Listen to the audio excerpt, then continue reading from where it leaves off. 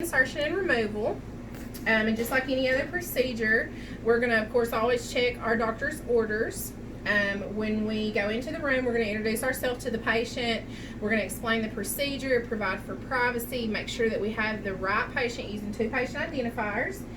Check their medical bracelet. What's your name? And your birthday. So we have the right patient. We have already done hand hygiene and put on some gloves. So at this point, what we're going to do is we're going to select the site that we want to put the IV. We are going to apply a tourniquet 4 to 6 inches above where we're going to put it, and we're going to tie this for quick release so that it can be done with one hand. You don't want to leave that on any longer than 2 minutes. We're going to use our index finger to palpate for the vein. Once we think we found it, we're going to use either our Hexadine swab or alcohol. Rub vigorously for 30 seconds. Once we've done that, we're going to get our catheter, which I don't know if I already said this, but can be anywhere from a 16 to a 24 gauge. We use our index finger to palpate for the vein. Once we have found it, we are going to insert, bevel up at a 10 to 30 degree angle. Once we have blood return, then we can pull the needle off of the catheter and insert the catheter on in.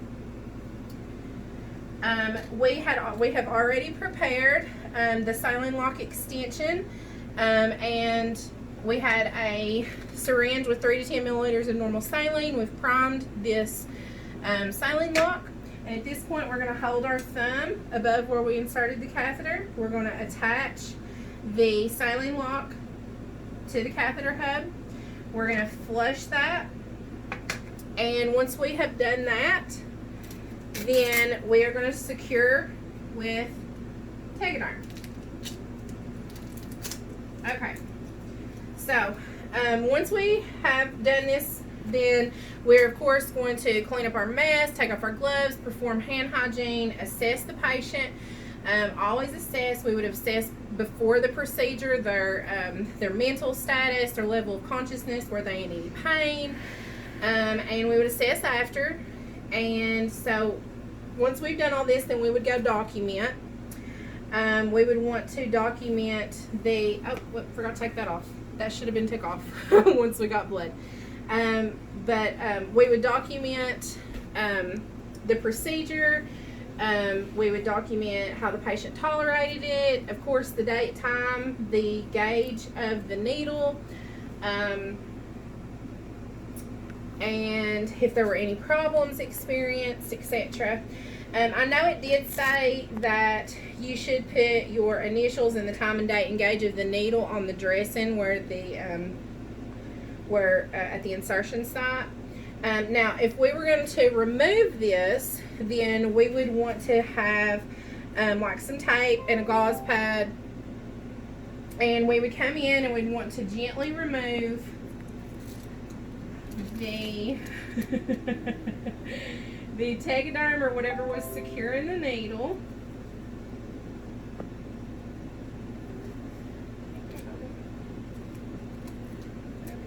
You're okay.